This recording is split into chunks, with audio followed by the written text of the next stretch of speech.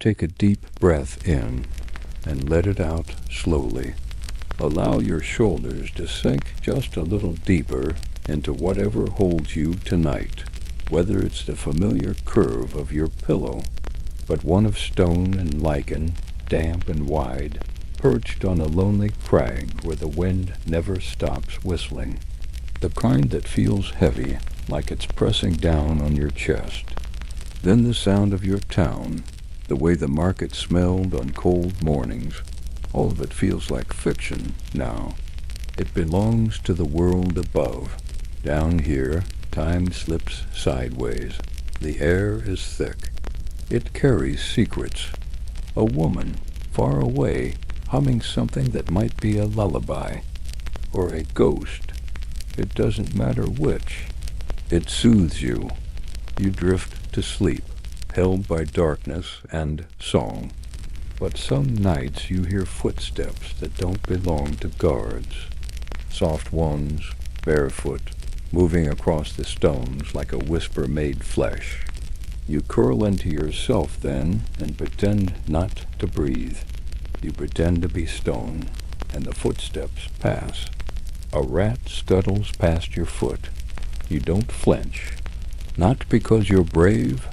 You lean your back against it and let it support you. Sometimes you dream of falling upward through the floor, through the stone, into light. Other times you dream of bells.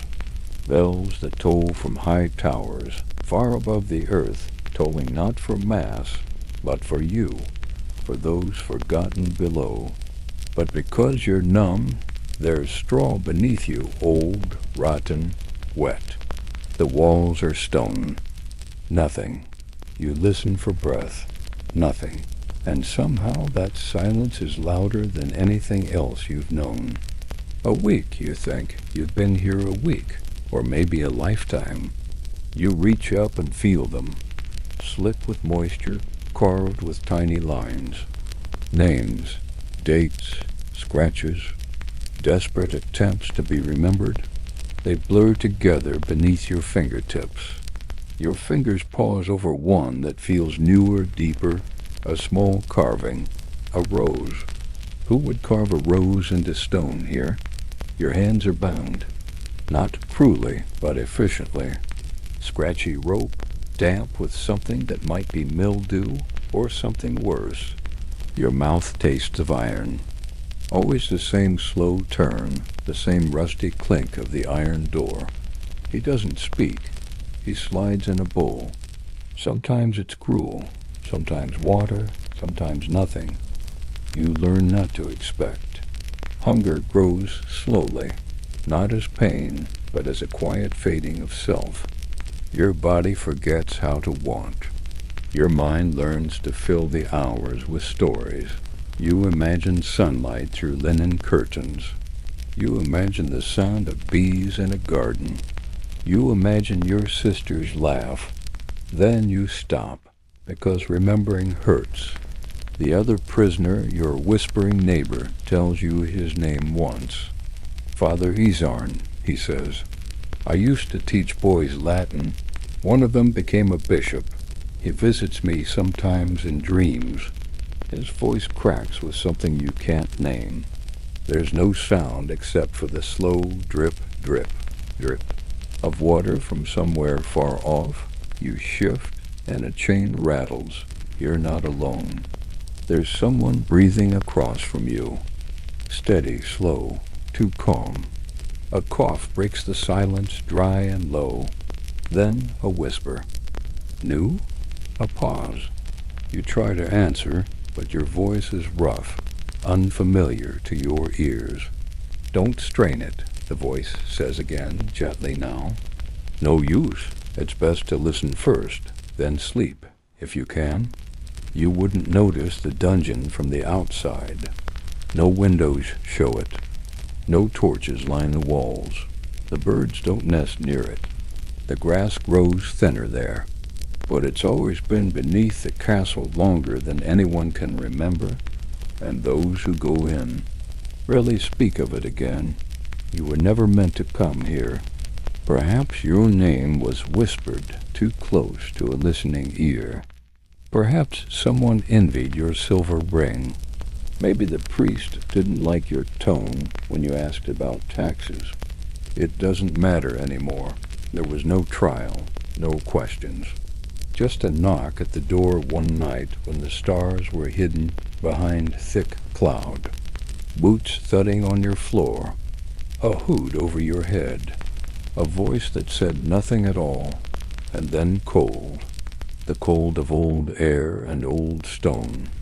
Cold that clings to your teeth and curls inside your bones. The gentle cocoon of your blanket. Or the hush of a fan murmuring softly in the corner. Know that you are safe, and it's time now to drift. Close your eyes, or keep them barely open, just enough to blur the room around you. Let every sound beyond this moment soften, like fog brushing against stone. The world you know is quiet now. There's nothing urgent. No noise from the street, no ticking clocks to chase. Just your breath, just this story, and the way it will slowly carry you back through time, to a place where the world moved slower, heavier, and far darker. Let your body loosen now, one muscle at a time. Your jaw unclenches. Your chest rises and falls, calm and slow. And as your thoughts begin to wander, don't hold them back. Let them drift, because our story today begins not in sunlight, but in shadow. Our story begins beneath a castle. Not the glittering kind from songs and fairy books. You awaken in darkness. Not the gentle dark of midnight in a bedroom, but the kind of dark that has never known a candle. You try to remember who you are. Your name comes slow. The hours pass without meaning. A guard comes sometimes. You hear the keys before you see him. The dungeon holds many things, not all of them human. Sometimes you hear voices through the stone, singing, maybe. Each day or what you think is a day you feel a little less real. The wall behind you becomes your companion. One day the whispering monk stops answering. You call out, softly, then louder. They take his body away without ceremony. No priest, no words. Just two figures in shadow, moving silently, dragging him by the wrists across the wet stone floor. The iron door opens, groans, then closes again with a finality that echoes too long.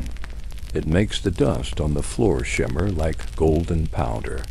You stare at it for what feels like hours. A single beam of light. You never knew such a small thing could matter so much. You reach toward it, not for warmth, but for proof. But inside, something twists softly, quietly. You begin to talk to the walls, to the bricks.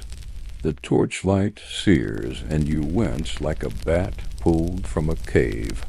They walk you through a corridor that smells of mold and forgotten bones. You think you hear wind. Then miraculously, an opening. It sends a shiver through the floor, like a memory. You used to know what those bells meant. Mass, supper, vespers. Not from hunger alone, but from the absence of any ritual. But rhythm, breath, pattern, a pulse beneath the silence. The dungeon has stolen your strength, your color, your time, but not your mind. Not yet. You still have stories. You still have a name. You whisper it once more, and then sleep takes you again. Down deep, into the place where even memory has no weight. Without the scraping bowl, the turn of keys, the voice across the stones, your world becomes blank. And blankness is worse than pain.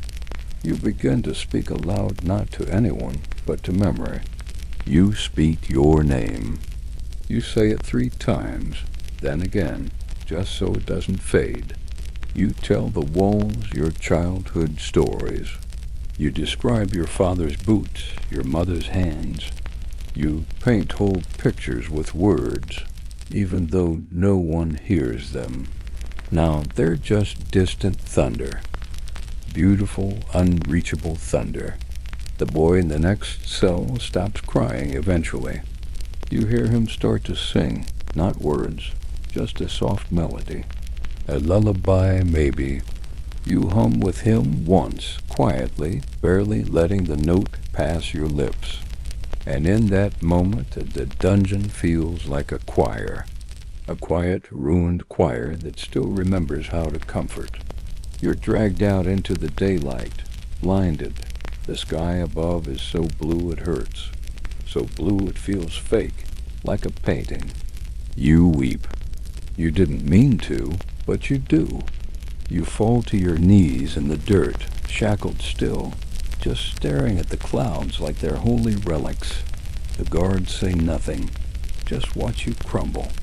Then they take you back down, not in madness, but in rhythm. You name the stones. The one beside your shoulder is Thomas. The one near your foot is Maeve. The stone behind your head, the one that drips in the night, you call rain. They don't answer, but they keep you company. When you sleep, you dream of their voices, gentle, slow, telling you stories of the castle above. A feast is being held tonight. A prince is born. A blacksmith sharpens swords for a war you'll never see. Proof that somewhere beyond these walls, fire still burns and time still moves. The light fades eventually, replaced by more darkness. But it was real. You try to hold it in your memory like a treasure. Not loudly, but like a slow splintering of glass beneath silk. You no longer believe in time, or seasons, or names. You speak less. You eat when food comes. You drink when water drips. You listen to the mice scurry, and you start to understand their patterns. One of them, a small gray one with a torn ear, you name Brother Mouse. He sleeps beside you sometimes, nestled in your sleeve. You're left in his silence. It settles into the walls, into your limbs, into your breath. He's gone, and the cell feels larger now, colder, and strangely more awake. It's as if the dungeon has noticed you again. And you almost say yes, because it feels like death here, like being buried without a grave. But instead you say, not yet. You're dreaming sideways. That's what it feels like here. You hear him nod, or maybe imagine it. A little later, he asks what you did, and you answer truthfully, I don't know. There's nothing else to say. Like it had forgotten for a while, distracted by the slow dimming of someone else's life. But now you're alone with it, and it watches. Days or hours go by. One morning you think a sliver of torchlight leaks under the door. Sometimes they bring new prisoners. You hear the shuffle of chains, the breathless gasps of someone just pushed down the same stairs you once fell through. You want to warn them, to tell them not to fight, not to hope too hard. But your voice doesn't rise. It has grown too soft, too used to silence. The walls hear it more than the people do. One boy young, too young, is placed in the cell next to you. He sobs into the night. You don't speak. Not yet. You wait, like the monk once did for you. And after his first full day, when the tears slow and his breathing stills into quiet rhythm, you say your first words in what might be days. You're not alone. He doesn't respond at first, but eventually a whisper, did I die? You begin to change, not visibly.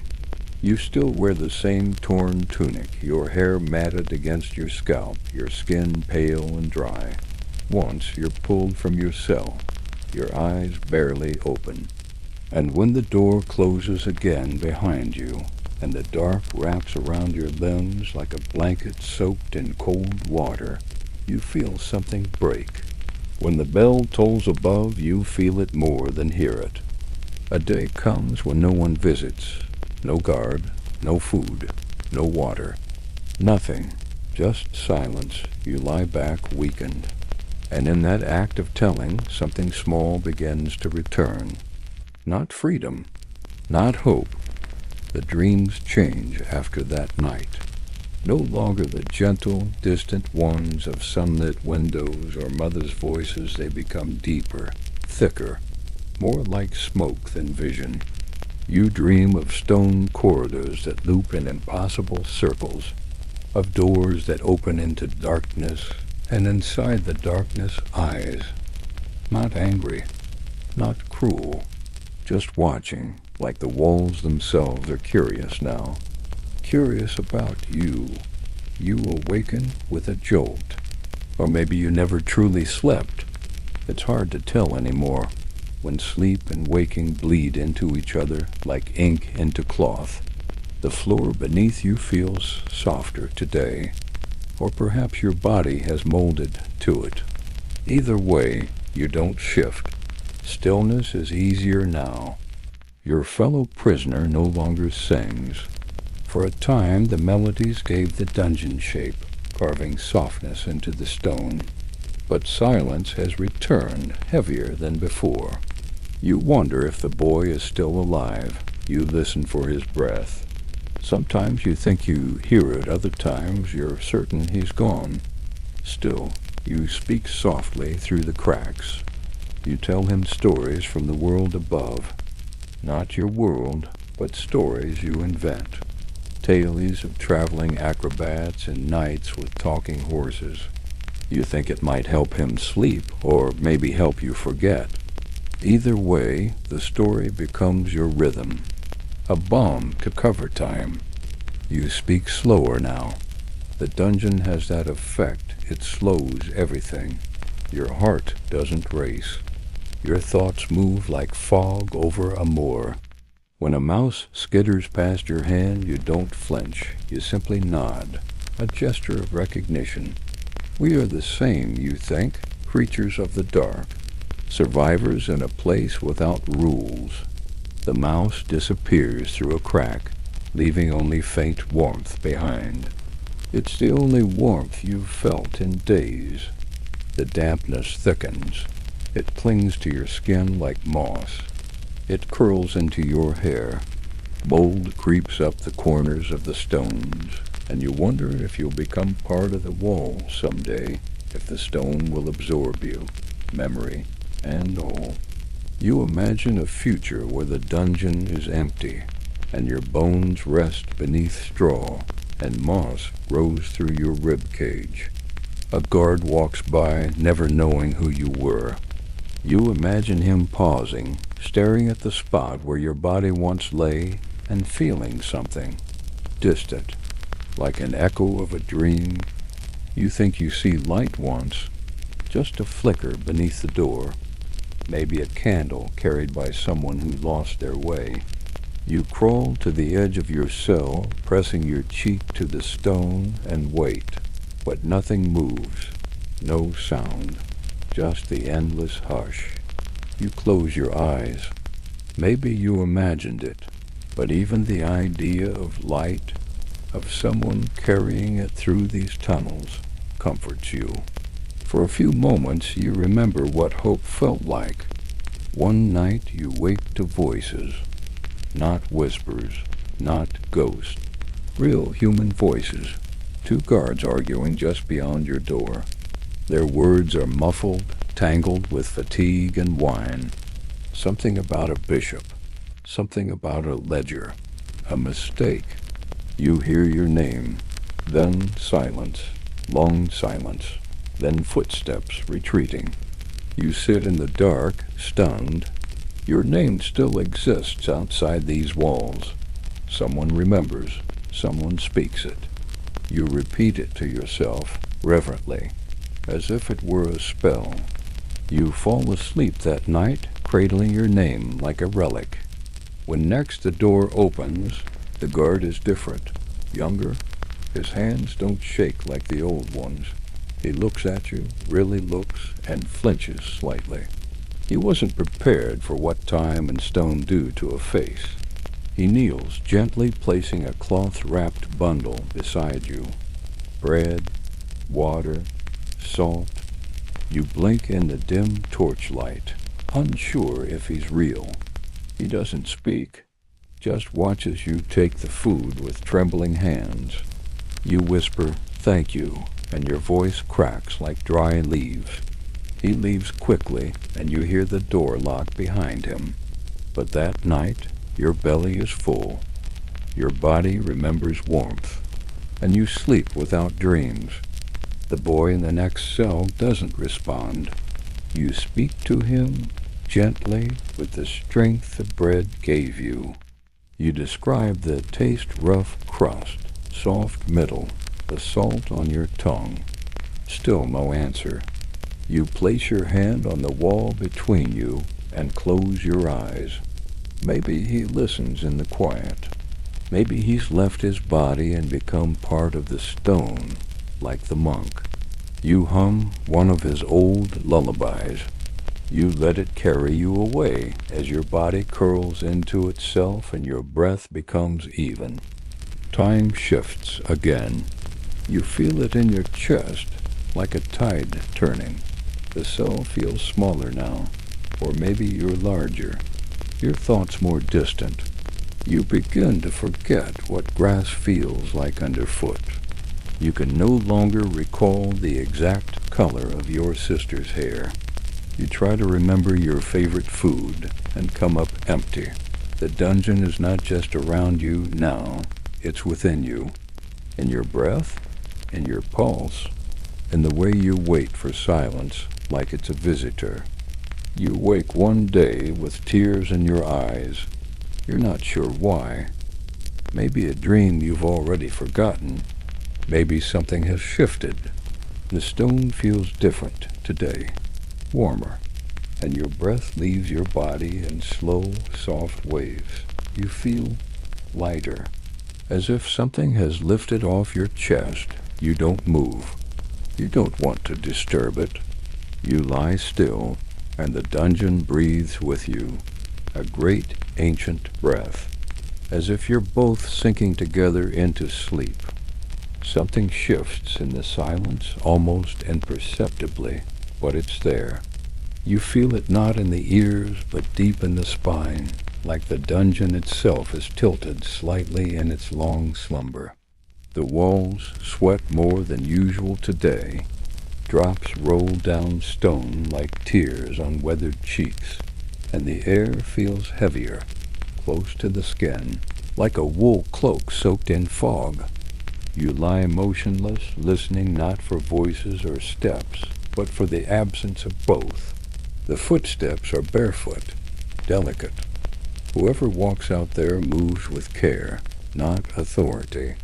You rise to your knees and crawl, aching, to the crack. Not to anyone in particular, just to the dark. You recite stories, old ones. You recite prayers even if you're unsure who they're for anymore. Exactly just ancient. As if something is being moved that was never meant to be moved again. The dungeon holds its breath. Even the mice still. The sound fades, swallowed by distance. And you lie down again, curled against the cold, wondering what else this place holds.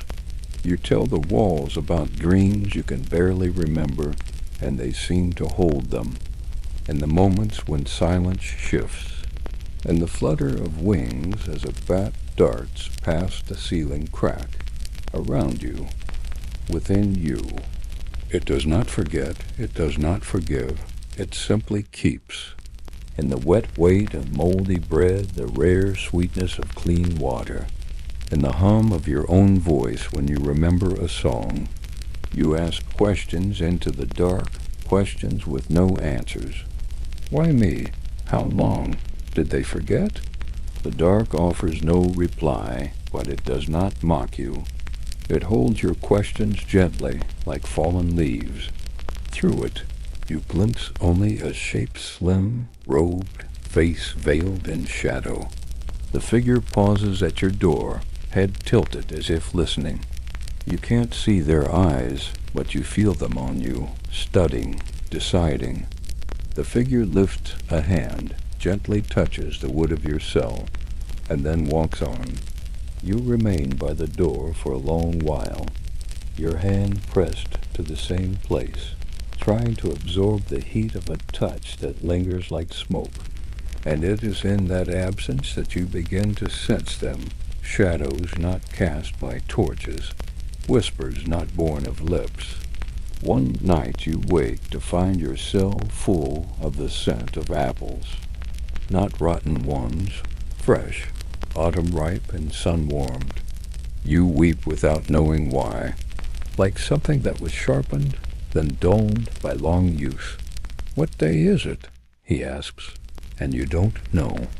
You tell him it's a quiet one, a still one. That seems enough. You speak to him more after that, carefully, like tending a fire that could sputter out. You tell him about the apples, about the robed figure, about the time you dreamed of sunlight so bright it made you cry. He tells you in time that he used to sing in cathedrals, that once he thought he'd be a priest, but now he says, "I think I'm just meant to wait." You nod, even though he can't see you. The scent fades as you cry, leaving behind only the cool breath of mold and moss. But something inside you feels repaired, like a single lost thread tied back into a forgotten tapestry. The presence of those who were and are no longer. The dungeon, you realize, is not empty. Not ever. It remembers. You try to speak, but the words come out as breath. No shape, just air, escaping your lungs like old incense. So you listen. You listen to the settling dust, the distant creak of timbers far above. The names settle into the dark like feathers on stone. You press your ear to the wall, and for a moment, just a moment, you think you hear someone sigh. Not close, not loud, but warm and deeply tired. The sound of someone who has waited a long, long time to be remembered. A single groan of iron, as if some unseen chain has shifted after years of stillness. It's strange, the comfort in these sounds. You've come to love them. They are proof that the dungeon breathes, that even in its cruelty it responds. You imagine the castle above, so unaware, laughter, horses, kitchens clattering, and all the while, down here, another world. Your mind drifts to memory. Not yours, but ones you've overheard in the hum of this place. The monk who prayed without ceasing. The nobleman who begged to write just one last letter. The girl who recited her wedding vows until her voice vanished. You hear them now, not as echoes, but as companions. They've seeped into the mortar, softened into the lime. The walls hold them like lullabies, and you feel less alone, wrapped in their quiet company. You speak their names, the ones you remember. Izarn, Maud, Crispin. That night the torchlight returns, faint, flickering, distorted by the slats in the door. It does not come from a guard. Sleep comes in waves now, not steady ones, more like tides under moonlight, sometimes deep and dreamless, sometimes shallow and strange. The next day, if it is day, you begin to speak aloud again. When the boy in the next cell finally speaks again, his voice is older, softer. The sound of chains returns one morning. Not your own, nor his.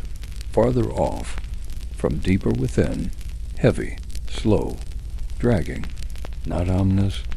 Eventually you stop marking time. It becomes pointless. You measure your world in other ways, in sounds, in smells, in the rhythm of your own pulse. And through it all, the dungeon lives with you. You begin to notice how the dungeon remembers everything, how the walls record each sigh, how the water tracing down from the ceiling falls in the same pattern every time. A rhythm, a slow, wet lullaby. You don't question how long you've been here anymore. That sort of wondering belongs to the people above. Not peace, not hope, but a quiet surrender. Your muscles don't flinch the way they once did. You lie still for hours, perfectly still, not because you're weak, but because you've discovered something deeper in stillness. There's music in it. You trace them in the dark like stories. You swear sometimes that the stone grows warmer under your hand. At first you think you've imagined them, but the sound returns again and again. Not songbirds' crows. Harsh, distant, but alive. You realize they must nest near a grate, somewhere far up in the tower. You cling to their cries like prayers, because if the birds are there, then sky is there. Air, trees, maybe even sun. Even if you'll never see it again, the world is still turning. And some part of you relaxes, knowing this. And you know in the quiet marrow of your bones that he's gone. You are no longer afraid, not of death, not of forgetting. You are part of the rhythm now. You know when the water will drip, when the rat will pass. You know the temperature of stone at dawn and dusk, even though you can't see either. The dungeon is no longer your prison. It's your country, your language, your sky. And in this vast silence you are no longer lost. You are home. Not taken, just gone, like the monk, like the ones before.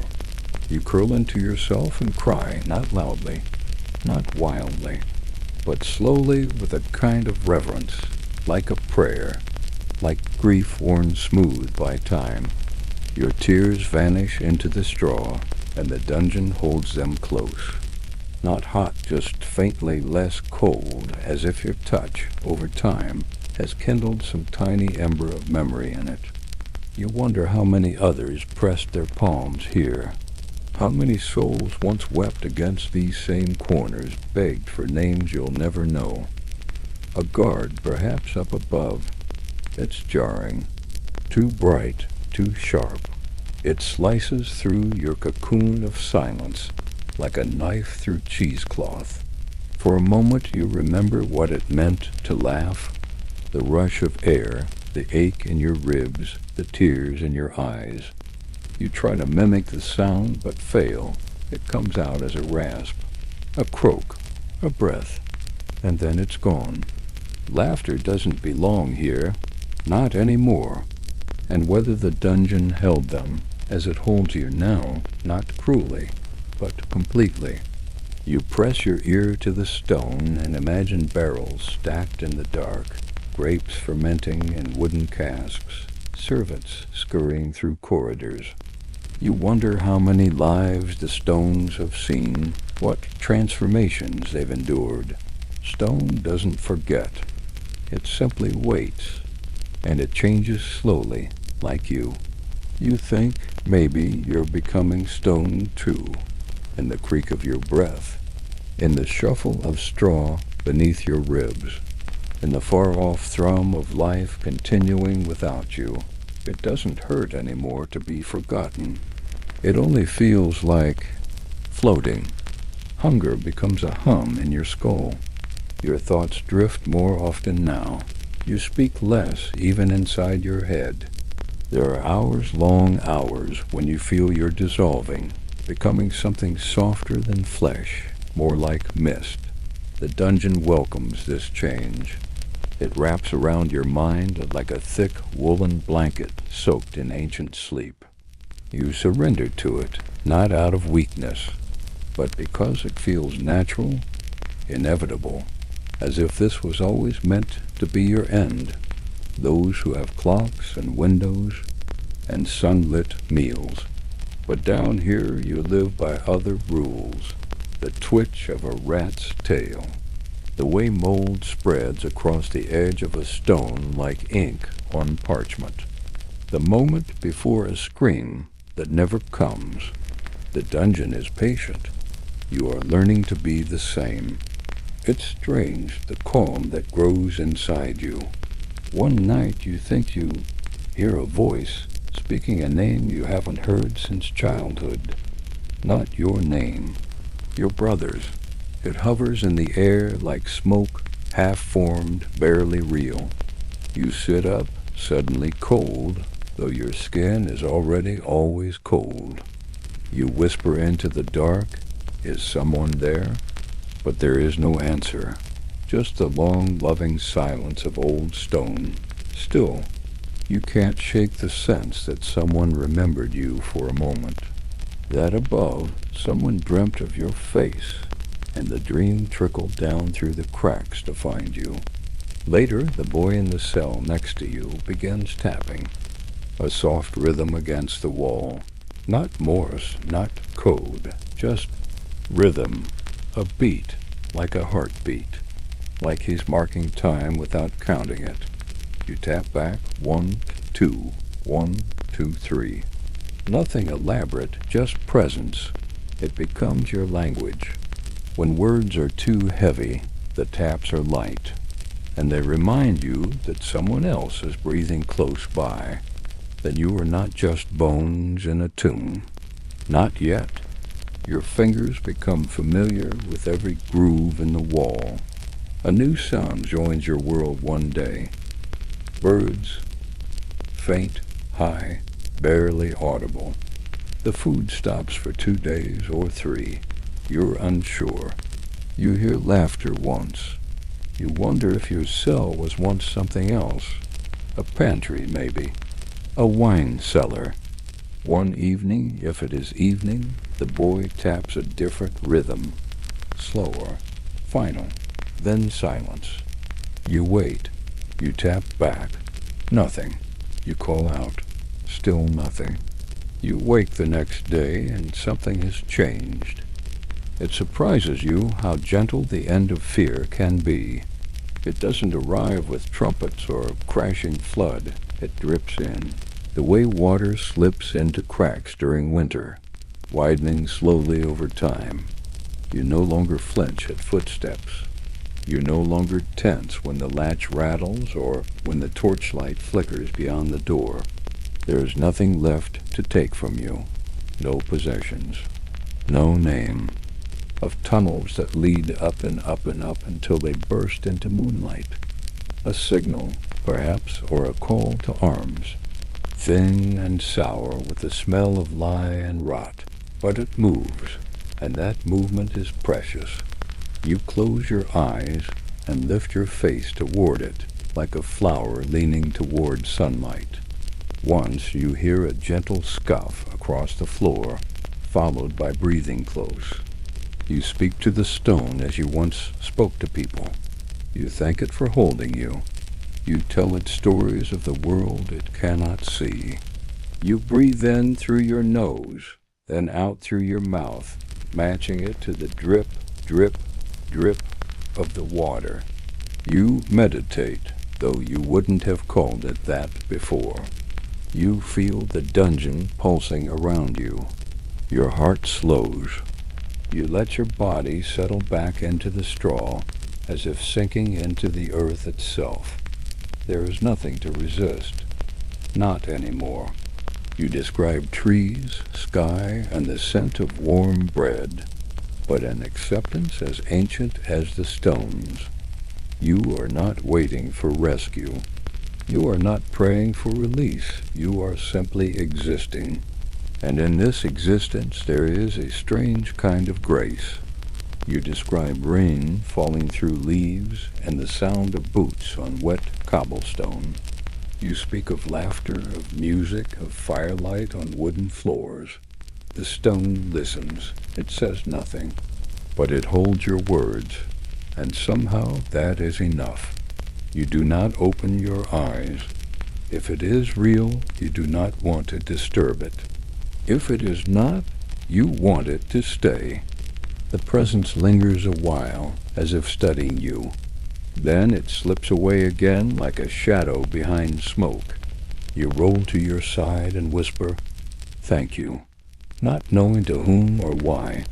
In that moment, your senses return just briefly. The texture of the air, the hairs on your skin rising, the sudden awareness of being alive, not thriving, not well, but undeniably, stubbornly alive. But it means little to you now. You no longer belong to that world. The surface is myth.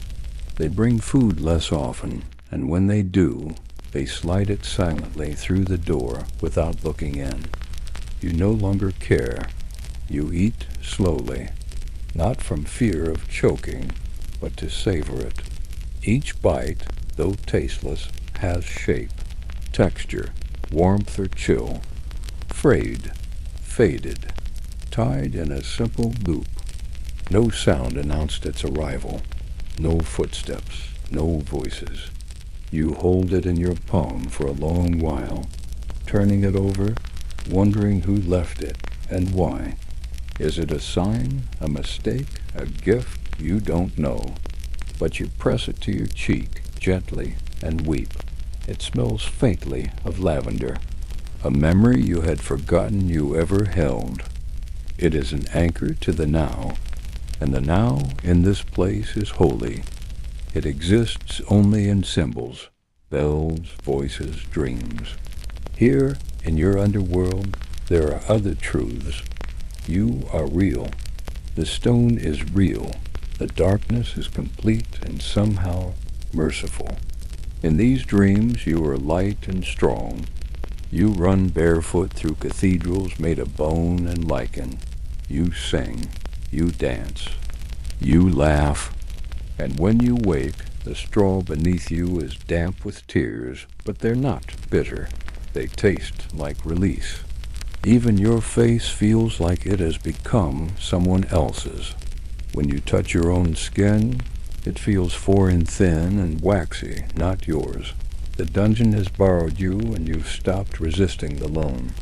You begin humming again, not to pass time, but to create shape within the silence. Humming helps you measure the edges of your own mind, the way a blind man might tap a cane. Inhale, exhale. A creature without a name beside a creature who barely remembers theirs. For a moment you wonder if this is companionship, a communion of the forgotten, a little flock made up of things left behind. You whisper to it softly before you sleep, telling it stories it will never understand. Sometimes, as the notes leave your mouth, you imagine them filling the corridor like mist curling around bones, sinking into mortar. You hum the same tune again and again, not because you remember it from anywhere, but because the melody feels like it was born here, like it was waiting in the stone for someone to give it voice. The rats are brave now. One curls up near your foot while you sleep, and you no longer startle. You let it be. It breathes in time with you. There are dreams again. Not visions, not memories, but whole worlds. You dream of caverns filled with candles, of underground rivers lit by fireflies. Somewhere overhead you hear a bell again, not the usual one. This one is higher in pitch, clearer. There are moments when a breeze drifts through the corridor. The guards stop speaking around you. Perhaps they think you've gone mad, or mute, or blind. There are other sounds, too. Small creaks in the night. Tiny echoes that have no source. You speak again, aloud. At first, just phrases, then full sentences. You wake to find a red ribbon at your door. You begin to change your breath, slowly, deliberately, And in that surrender, something beautiful rises. A deep, steady peace. Not joy, not triumph. The air in your cell feels alive tonight. Not with sound, but with the weight of stillness. You sense the dungeon as a vast, breathing entity, deep and patient, folding its shadows gently around you like a shroud of velvet night. The robed figure who left the scent of apples in the air. You carry them inside you now, like precious stones tucked into a hidden pouch. They are your companions on this journey, fragments of light within the endless shadow. You breathe deeply, savoring the cool air that fills your lungs. Each breath is a step toward release, a passage through the silence toward a place of rest. You close your eyes fully, surrendering to the embrace of sleep, knowing that in this quiet kingdom beneath the castle, you are finally at peace. You whisper their names softly, a litany that keeps the cold at bay. Your breath slows, settling into a rhythm that matches the dripping water, the faint scurry of tiny feet, the occasional sigh of ancient stone. Your mind stretches and folds, exploring memories and dreams alike. You picture yourself walking through sunlit meadows, the grass cool beneath your feet, the sky of boundless blue. You feel the warmth of the sun on your face, the gentle touch of a breeze through your hair. These images soothe you, weaving a tapestry of calm that wraps around your heart. You close your eyes and imagine the castle above, torches flickering in the great hall. It is a song of hope, of longing, of peace. You hum along with it, your voice barely a whisper, blending with the shadows and the stone. The melody becomes a thread that binds you to the world beyond the dungeon, a reminder that light exists even in the darkest places. The faint smell of burning herbs and roasting meat, the murmur of voices distant and unkind. But none of that touches you here. Here you are apart, alone but not lonely, part of something larger, an unseen kingdom where time has no meaning and pain has softened to a distant echo. Your thoughts drift like leaves on a quiet stream. You remember the monk Isarn, the boy who sang lullabies in the dark. The dungeon no longer feels like a cage.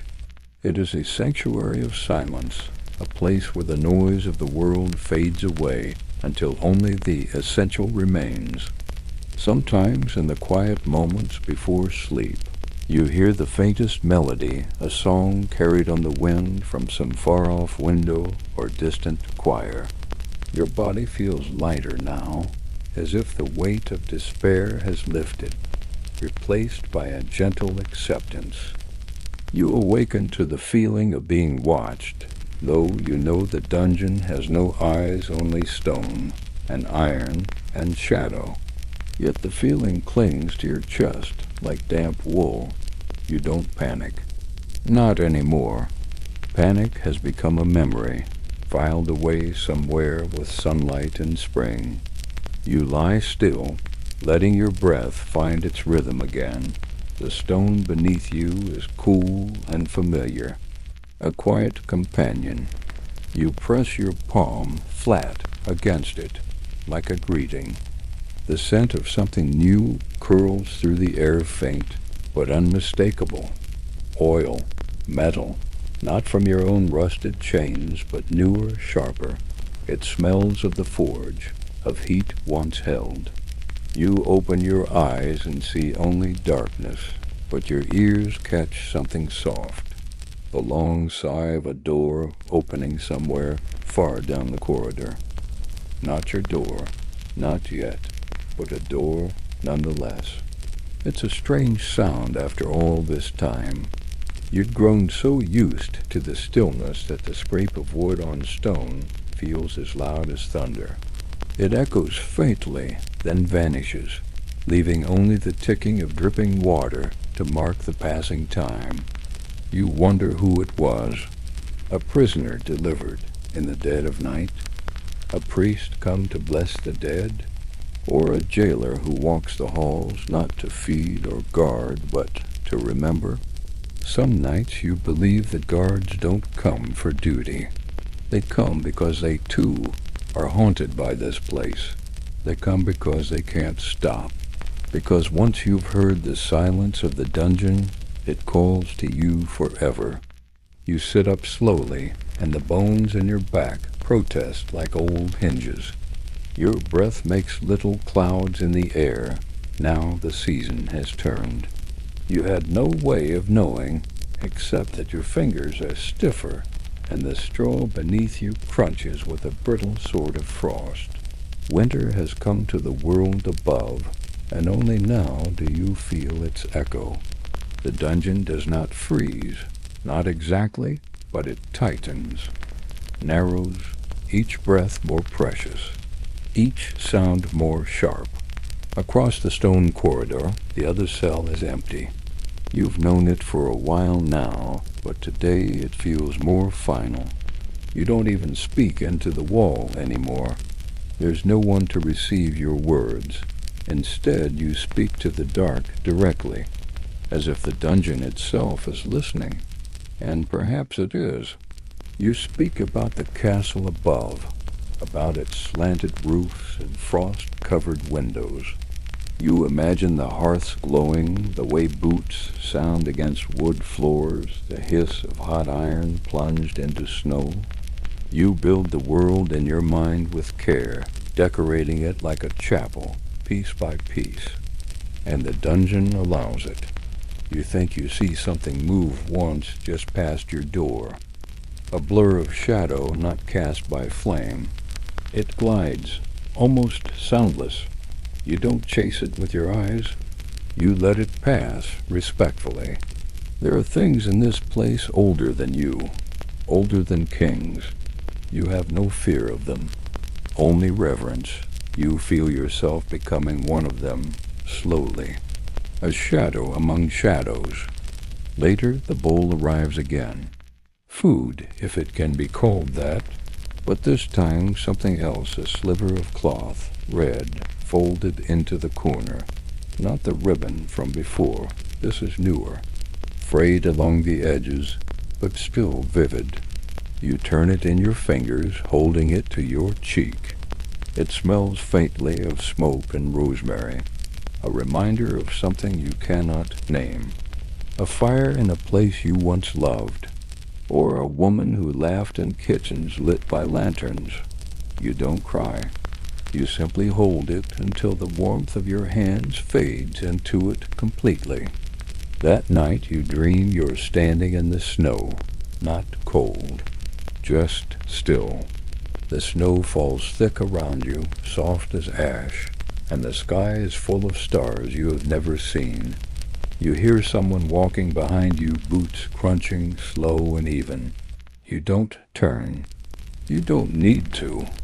Whoever they are, they stand beside you in silence. Together you look at the horizon, where a single torch flickers in the far distance. The snow settles on your shoulders. You feel it melt into your skin. You are not afraid. You are simply present. When you wake, you are humming again, and the dungeon hums with you. The walls hold your tune. The drip-drip of the ceiling joins in like a rhythm. The straw beneath you rustles in agreement. For the first time you smile, though the motion cracks the corners of your lips. You are no longer a prisoner. Not really. You are a witness, a guardian, a voice added to the choir of quiet souls who came before. And in that moment, as the walls exhale around you, you understand something deeply. The dungeon does not punish. It waits. It remembers. And in its long memory, it carries your name gently, like a prayer said in an empty chapel. Your world has become soft at the edges, like a painting smudged by time and breath. There are no sharp corners anymore, only rounded thoughts. worn-down fears, and memories like river stones rubbed smooth from endless turning. You no longer flinch at dreams nor reach toward the past. Instead, you drift gently within each moment, like a lantern bobbing on a still lake. The walls around you pulse with a kind of breath not literal, but rhythmic, like the steady beat of a heart too old to falter. You touch the stone beside you and feel its long memory, not just of you, but of all who came before. The monk who sang songs until his voice withered. The scribe who tried to etch a final poem into the wall with his fingernails. The thief who wept for his daughter every night until he could weep no more. You do not pity them. You honor them. You speak their names if you know them. And if you don't, you give them new ones, gifts of identity, placed like flowers in the cold corners of this place. Your limbs feel lighter now, not strong but unburdened. You move slowly, deliberately, as if each motion is part of a ritual. You no longer pace. You don't need to. There's nowhere to go but within. And within, there's a vast cathedral waiting, an inner sanctum built from silence, where each breath echoes like a choir. Sometimes when you sit long enough, you hear something deep in the stone. Not voices, not words, but a resonance, a murmur. It sounds like someone praying. Perhaps it's you, filtered back through centuries of stillness. The air changes again. Faint warmth returns, barely noticeable, like the ghost of a candle in another room. Your skin registers it with awe. The straw no longer crackles with frost. Somewhere above the stones and through the grates, the world is thawing. Spring has not come for you, but it has touched the outer world, and its breath, as light as mist, has trickled down into your tomb. You dream of bees. You don't know why. You see their golden bodies weaving between lavender stalks, their hum sweet and hypnotic. You dream of the taste of honey, rich and sticky on your tongue. You wake with that sweetness lingering, even though your mouth is dry and cracked. It feels like someone sent the dream to you, as if a memory from someone above had dropped through the cracks like pollen. A kindness, a mercy. Another night passes, or perhaps a dozen. Time has lost its teeth. You do not count. You measure your days by the softness of the air, the scent of moss, the way your breath curls against the stone. One night the door creaks, not open, but in recognition. The latch shifts, as though the dungeon itself is reminding you that you could leave if you wished. But where would you go? The world outside would not understand your silence, your slowness, your reverence for dark and quiet places. You hear someone weeping in a far-off cell. The sound rolls through the stone like thunder wrapped in wool. It's not the boy. He has long since become silence. This is new, fresh grief. You press your hand to the wall and send your voice across the dark, not with words, but with tone, a low hum, steady and warm. It is the only comfort you can offer. A candle lit in the chapel of the forgotten. Once you feel a breeze so strong it stirs your hair. It smells of ash and pine and distant rain. You sit up, every nerve awake. You imagine the sky is open above you, the clouds parted, the moon hanging like a silver coin over the castle's towers. The wind speaks no words, but you hear a message in its touch. You are not lost. You are simply waiting. You whisper your thanks, and the breeze retreats, folding itself back into the stone corridors like a dream returning to sleep. You sing again, not a song of sorrow, but one of remembering. A lullaby your mother may have sung, or one you made up entirely, it doesn't matter. The melody matters. It curls through the bars, wraps around the rust, settles into cracks, and nestles like ivy. You do not care if anyone hears. The song is not for them. It is for the stone, for the dark, for the parts of yourself that have no voice anymore but still deserve a song.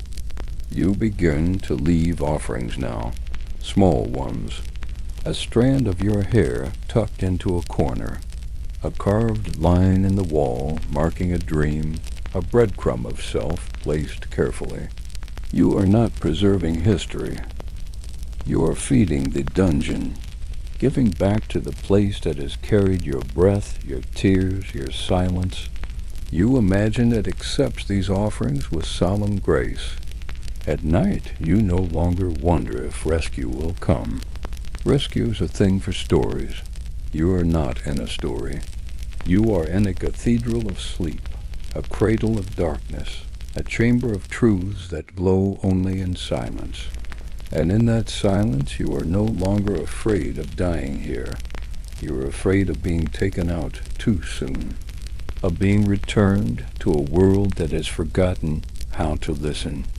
There comes a moment when you stop waiting altogether, not in despair, but in the way trees stop reaching toward the sun when night falls. You simply become a presence among other presences, a soft breath drawn into the bones of the earth. You no longer ask who you are or why you were brought here. Those questions evaporated long ago, like steam on cold stone. What remains is quieter, purer, the knowledge that you exist not for purpose, not for punishment, not even for memory, but for stillness itself. You are a part of the dungeon now, and the dungeon, in return, is a part of you. You speak less, yet understand more. There's a language to the air now, subtle and steady. The dungeon speaks not in words, but in weight, the cold breath of iron, the shifting pulse of earth overhead, the wet curl of moss under your fingertips. You begin to translate its silence. Each draft that coils through the cracks brings a message. Each groan of the distant ceiling is a reply. You are not alone in your solitude. The walls are watching, not cruelly, but like old monks behind cloisters. Not judging, not saving. Simply a tending dot in a corner of your mind, the name you once carried begins to fade. It becomes less important than your rhythm, your stillness, your breath. You stop dreaming of who you were. Instead, you dream of movement, not yours, but the dungeon's. You feel it breathe around you, its great ribs of stone expanding, contracting. You imagine it as a sleeping beast one who has slumbered since before the first crown was forged, before the first lie told in a throne room above. You whisper to it, "I am here," and you believe somehow that it hears. The ribbon is gone now. Perhaps the wind took it. Or perhaps the dungeon claimed it as it does all things. But in its place you find something new, a tiny pebble, smooth, perfectly round, placed gently in the middle of your cell. It was not there before. You're certain of it. You roll it between your fingers and marvel at its warmth, faint though it is. A message, a sign. You don't know what it means, but you keep it. You tuck it close to your chest when you sleep, and it feels like a heartbeat dot. You begin to imagine stories for the stones. The one beneath your shoulder is an old knight's jawbone. The one under your ankle, the heart of a stonemason who carved cathedrals, no one remembers. The one you press your head against most nights belonged once to a young girl who was born beneath the castle, lived in its kitchens, and died here without ever seeing the stars. You speak to them each in turn, giving them voices, letting them borrow your breath. It comforts you, and maybe it comforts them too. There was a sound one night, a real one. Not wind, not memory. Chains dragged, but not in anger. Slowly, respectfully, you sit upright. You wait. The sound passes your door but does not pause. It echoes down the corridor like a procession. You wonder if it's someone being led to freedom or being carried deeper still. You do not ask. You only listen. When the sound fades, you lie back down, your fingers still curled around the smooth stone that was given to you. The dungeon softens after that. You feel it in the way your shoulders settle more easily, and how the straw shifts around your hips, not with scratch, but with a kind of acceptance. You no longer dream of doors, no longer hope for sunlight. You sleep, and in your sleep you drift into corridors that twist forever, not as prisons, but as mazes built of memory and quiet. Each step in the dream brings you closer not to escape, but to understanding. And in those dreams there are others. You see them now, dozens, hundreds, all wrapped in the hush of the deep. Some are sitting, some are lying down, some are simply shadows, but all of them are still, all of them breathing in time with the walls. You do not speak to them, but you feel them, you know them, and when you wait you feel less alone. The stone where you rest your head is warm again, warmer than before. You place your palm flat against it and whisper, "Thank you." It says nothing in return, but you feel an answer, not in words, but in the way the air softens just slightly. The walls do not love you, but they hold you, and in their holding you have found a kind of peace. You are no longer afraid of death. It no longer feels like a door. It feels like another wall, one that holds silence even deeper. You imagine that beyond it is not punishment or paradise, but more of this, more quiet, more stillness, a deeper kind of sleep, without pain, without memory, without names. And somehow that seems right. So when the door creaks open one day, not loudly, not suddenly, but gently, you do not rise. You do not speak.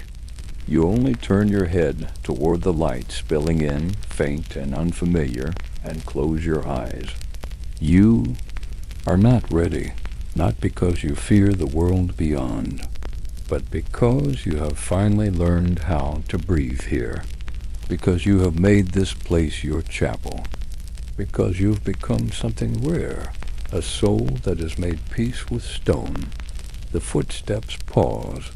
Someone breathes your name, not loudly, like a question, and you smile, barely, not because you remember that name, but because someone else still does.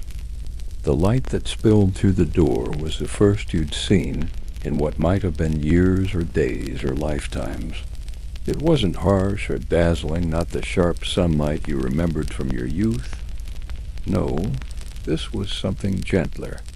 The kind of light that passes through fabric, that dapples through old stained glass, that hums rather than shines. And it did not blind you.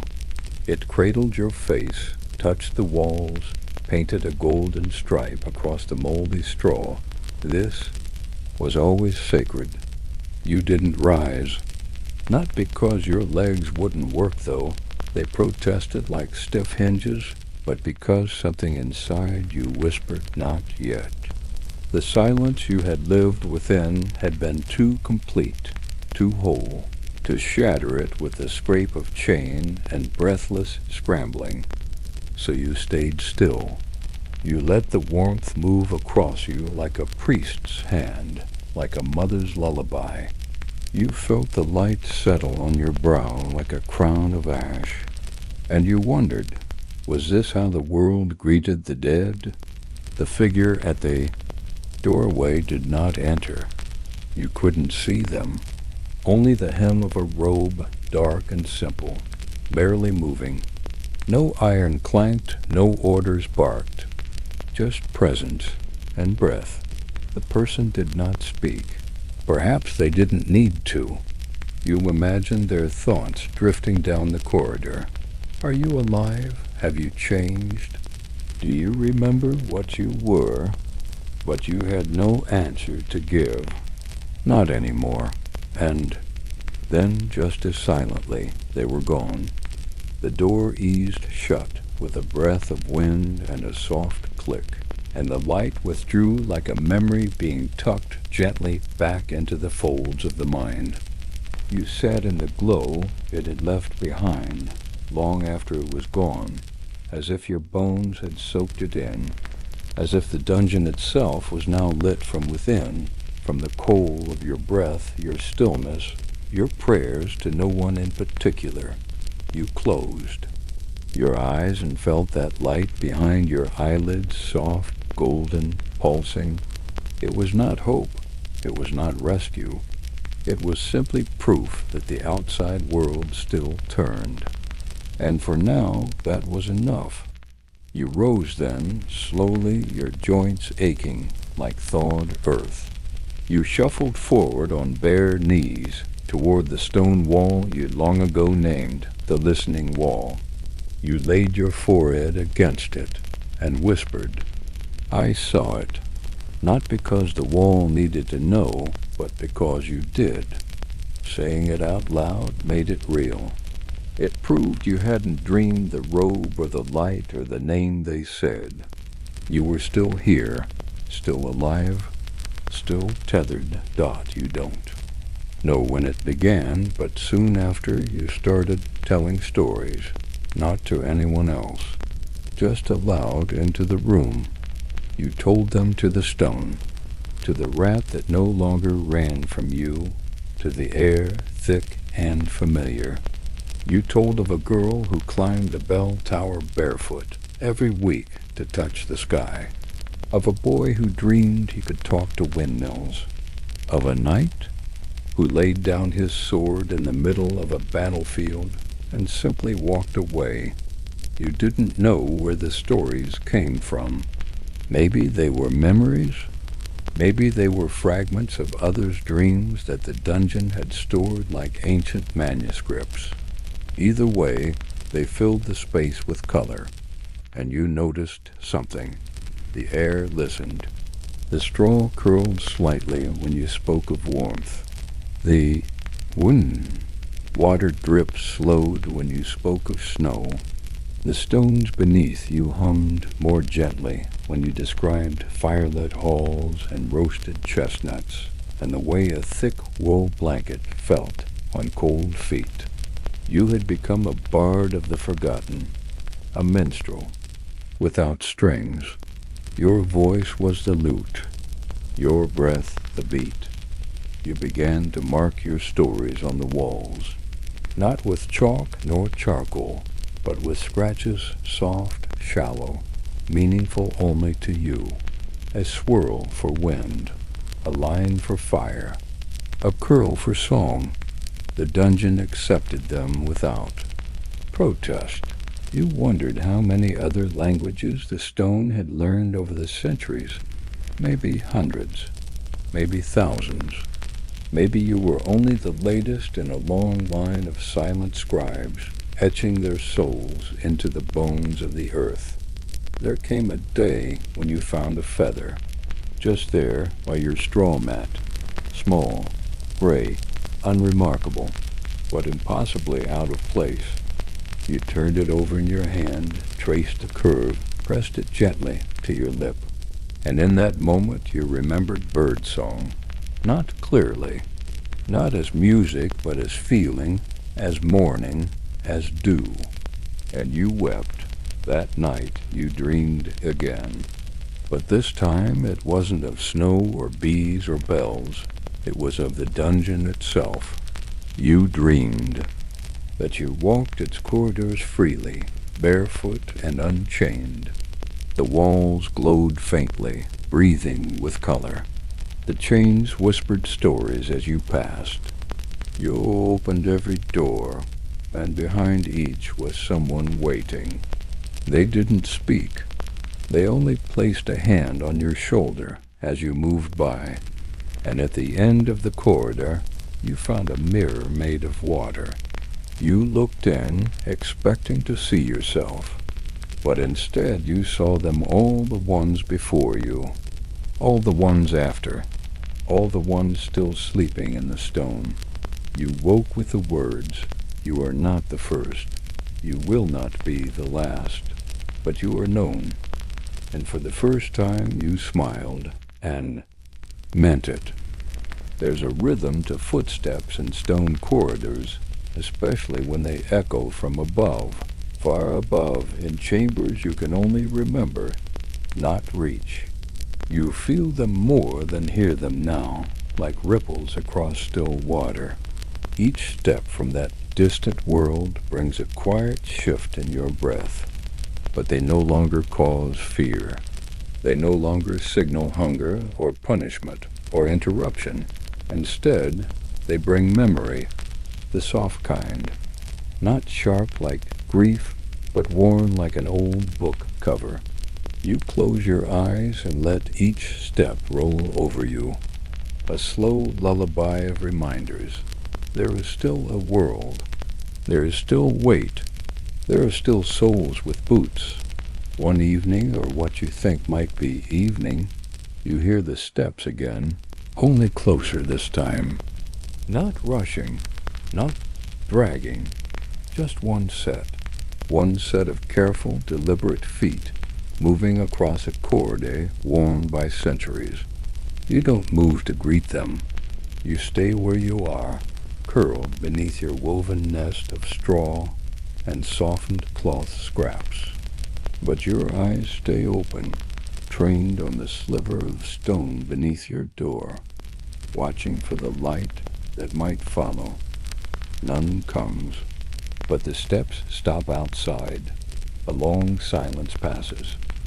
Then a folded piece of parchment slides in, not forcefully, not even purposefully.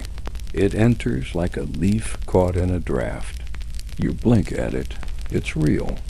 The corners are frayed. There's a faint mark on the back, not a seal, but a symbol, a circle intersected with a spiral, as if it had been pressed by the end of a bone ring. You hesitate, not from fear, but from reverence. This feels like a relic, like a prayer, passed hand to hand through dark corridors until it found you, until it knew where it belonged. Your fingers tremble as you reach for it. The parchment crackles softly, ancient yet intact. You unfold it. The message inside is brief, just 5 words, written in a hand you don't recognize. 5 words that feel older than the dungeon itself. You are not alone. Wait. You breathe. Out. Slow. Deep. The message is not salvation. It's not even reassurance, but it is presence. It means someone thought of you. Someone imagined you breathing in this dark and wanted you to know your story still lives somewhere beyond this. Stone. You fold the paper and place it near your nest. Not hidden, not protected, just placed, as if it has always belonged there, like your scratches in the wall and your smoothed pebble heart.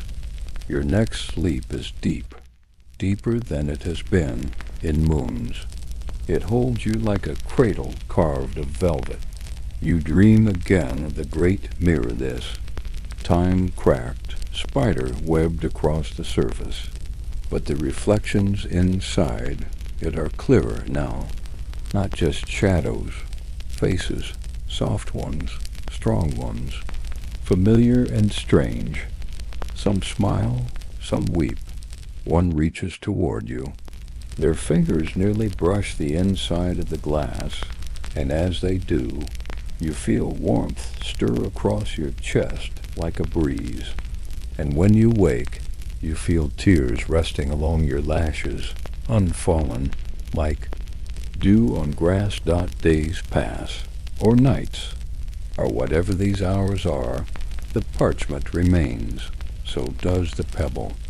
So does the silence, but it is a different silence now, not absence, but fullness, like the stillness after a bell tolls. You find that your breath no longer echoes in the same way.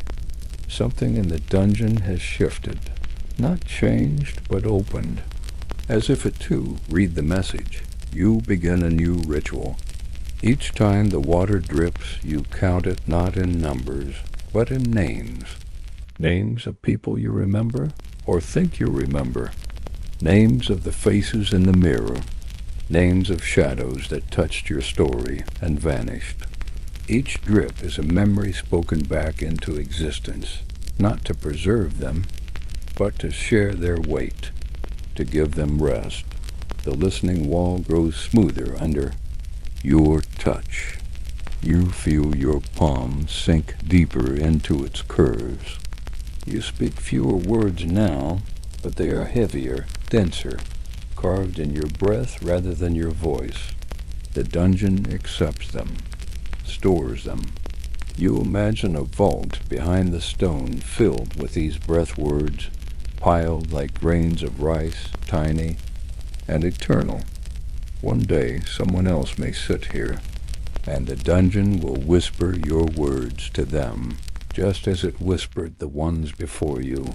The red cloth never returned, but the memory of it remains tucked behind your ear, soft and invisible. You can still smell it if you try rosemary, ash, and the faint sweetness of apples. The feather, now pressed flat between two stones in the wall, has become your offering. A marker, not a relic of flight, but of gentleness. Proof that even down here, something delicate can exist, and in the smallest corner of your soul. You begin to understand. This place did not break you. It revealed you. Beneath the noise, beneath the rush, beneath the name and skin and punishment, there was always this breath, stillness, story. You were never a prisoner. You were always a listener. And now, the dungeon listens back. There's a strange truth you've come to accept. Some doors do not need to open to be real. You've imagined the one in front of you so vividly, it has become sacred in its own right. The iron bands, weather-worn and pitted, the hinges rust-frozen, in place, the latch you once feared, then studied, then forgave. You know every splinter, every smear of soot and time across its surface. That door has been a priest, a mirror, a keeper of silence, and it has never moved, not really, not fully. Yet you trust that beyond it, something is always listening. The stone beneath your knees is warm today, not warm like fire, but warm like breath left in cupped hands. You press your fingertips flat against it and feel a thrum faint, irregular, but real. The dungeon has a pulse, you think. It beats slow, older than any king's heart, wiser than any book in the cathedral's scriptorium. You wonder if it remembers every word ever spoken here, every name, every final breath. You whisper into the darkness, I do. You don't mean it as a vow, just a recognition, a gesture of witness. And somewhere down the corridor, a drip echoes in reply once, then twice, then falls silent. You smile. A conversation. The parchment remains where you left it, untouched, but never unnoticed. You've begun to hum when you look at it, a low tune made only of vowels and feeling. You've given the note a place in your nest of relics, your feather, your pebble, your ribbon memory. Each one is a chapter of the story you've become, not the story they told about you when they brought you here. The real one, the quiet one, the one that bloomed slowly in the absence of the world. You trace circles on the wall now when you think, circles inside circles, like the rings of a tree, like the shape of time if it had no end. You aren't trying to mark time anymore. You're making a map of stillness, a record of breath. The outermost ring is for the day you forgot your name. The next is for the first story you invented. The innermost is blank, waiting. You don't know what it's for yet, but the dungeon will. You sleep longer now and deeper. The floor does not ache. The chains, long since silent, have become like jewelry, ornamental, forgotten. Sometimes in your dreams you see yourself walking through other dungeons, not as a prisoner, but as a guide. The doors all open for you. Inside each cell someone waits, some weep, some rage. Some stare blankly at the wall. You do not speak to them. You simply sit. You hum. You listen. And when you rise, you leave behind a stone or a word or the faintest warmth in the straw. That is enough. You wake one morning to a new sound, scratching. Not loud, not frantic. Careful. Deliberate. It comes from beneath the wall, not your wall, but the next one over, the forgotten cell, the one that's been silent for a season or more. You do not call out. You do not intrude. You wait. You listen. The scratching continues, patterned and slow, like someone etching letters into their own stone. You feel your heart stretch quietly. You are not the last. The next soul has come. That night you hum for them. A full song this time, not just a fragment. It's a lullaby of sorts, though you cannot say what language it is in. It might not be a language at all, but it feels whole. It feels right. The stone vibrates faintly beneath your knees, and for the first time you feel it respond not with echo, but with harmony. A low tone buried deep, like a bell struck in the earth's core. You hum again. The tone returns. The dungeon sings. Later, you press your ear to the wall and hear breathing. Not your own, not imagined. Someone is there, quiet and still, wrapped in their own stillness. You do not speak, but you leave your pebble at the edge of your cell, just where the wall meets the floor. A gift passed from breath to breath.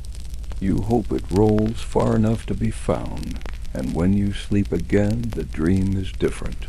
You are in the same mirror hall of reflections, but this time you are not alone in the corridor. The robed figure walks beside you, silent. They do not speak your name, and you do not need them to. You know what they are. Not a savior, not a judge, a listener, just like you. They open their palm and reveal a pebble, your pebble. The one you gave, it glows faintly. They smile. You feel your chest ache not from sadness, but from the overwhelming weight of being understood. When you wake, you are crying, softly, peacefully not for yourself but for the person in the next cell, because you now know how this will go. The stages, the unraveling, the flowering, and in that knowledge you find peace. You have become what the dungeon made you, its echo, its story keeper, its soul. You are not afraid anymore, because you are the one who waits.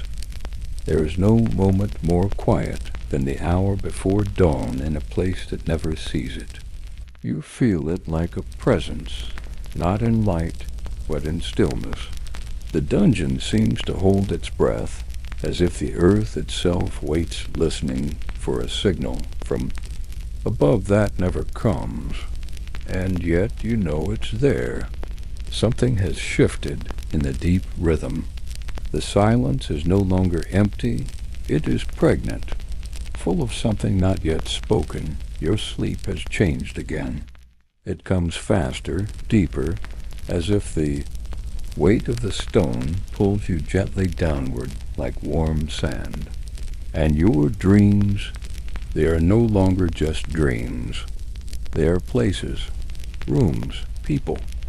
You walk familiar corridors now not as a ghost, but as someone expected. The other prisoners bow their heads as you pass. They don't speak. They don't need to. You are the keeper now, the one who hums when the wind falters, the one who lights candles no one sees dot in waking. You find a new mark etched in your stone, not one you made, a soft spiral barely there, drawn low along the wall where the moss grows thickest. You run your finger across it. It's recent. A gift from the one next door? Or from something older? You press your forehead to the spiral and close your eyes. And in that moment you feel the shape inside your breath, a coil that turns and draws you inward. Not in fear, but in recognition. You sit differently now. Not hunched, not guarded. You rest like royalty, quiet and still, watching the door that never opens. Your chains have rusted into the stone so thoroughly they no longer move. You've begun to think of them as roots, not fetters. You don't resist them. You feed them stories, and they feed you silence. One day the figure returns. You hear them long before you see them. Their steps make no sound, but the air moves differently. The weight of the dungeon shifts in acknowledgement. Even the rats scurry into stillness. This time, when the door creaks, it opens fully, not fast, not loud, just wide enough. Enough for you to see them. They are not what you expected, neither young nor old, neither royal nor poor. They wear no crest, they carry no torch, but their presence bends the space. They do not look at you with pity. They do not speak your name, but in their eyes there is a long remembering. You rise, your legs are unsure, not from weakness, but from reverence. You bow not low, but slow, as one does before an altar, and they nod once, as if returning a favor. Then they step aside. The corridor behind them yawns open, dim and endless. You feel no urge to flee toward it, only a quiet pull, as though the dungeon is exhaling you now, releasing you like a long-held breath. Your chains do not fall, they simply no longer matter. You walk forward, and they dissolve behind you, like spider silk in the rain. You do not speak as you pass through the doorway, but you pause, and you place your hand on the door, not to push it closed, but to thank it, because you understand now that this door was never your prison. It was your teacher, your sentinel, your veil between noise and knowing. Beyond it, the corridor is not stone. It is sky. It is soft grass beneath your feet. It is wind. And in that wind, the dungeon hums, not in grief, not in warning, but in farewell.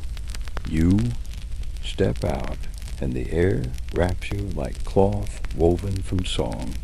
Behind you, the door closes, silent and final. And for the first time since you arrived, you are not beneath the castle, you are beneath the stars. The sky above is not the sky you remembered.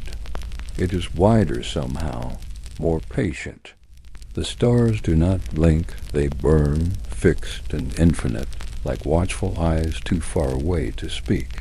You stand in the open, your breath rising in visible swirls, and realize that the night carries its own kind of weight.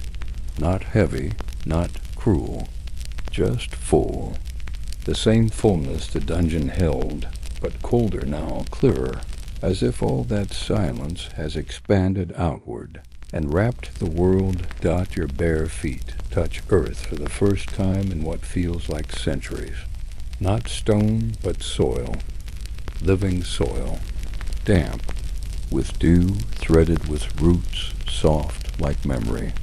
Each step is uncertain at first, not from weakness, but from reverence.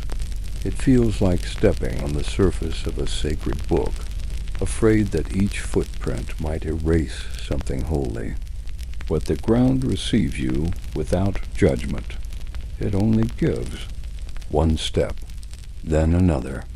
And still the dungeon behind you makes no sound. It has closed, yes, but not as a punishment. It closed like a monk folding a page in prayer, gently, intentionally. With peace ahead lies no village, no road, no banner waving in welcome. Just trees, low hills, the wind speaking in a language only the wild remembers. There are no guards, no chains, no questions. And yet you do not feel free, not in the way others might describe it. You feel carried. You feel preserved, like a relic being brought out into the sun after centuries in velvet dark. You walk until your legs remember how, until the ache becomes rhythm, until you can feel each muscle waking from a deep ancestral sleep. Your arms swing, your spine straightens. Your breath finds its own music, not rushed, not labored. Just present and then you find it. A pool. Shallow, clear, cradled in stone. Not a stream or a river. Just still water resting in a hollow, as if the land itself decided to remember you and left a mirror behind. You kneel beside it, and for the first time in a lifetime, you see your reflection. You do not recognize the face, but you do not recoil. You study the shadows beneath, your eyes like sacred script, the softness of your mouth, the curve of your cheek, the way your collarbones press against the skin like carved roots. You look like the dungeon, ancient, quiet, but not broken. And then, in the pool, something strange your reflection hums softly, the same hum you once gave to the stone. You lean closer, not afraid. You listen, and you realize it is not just you.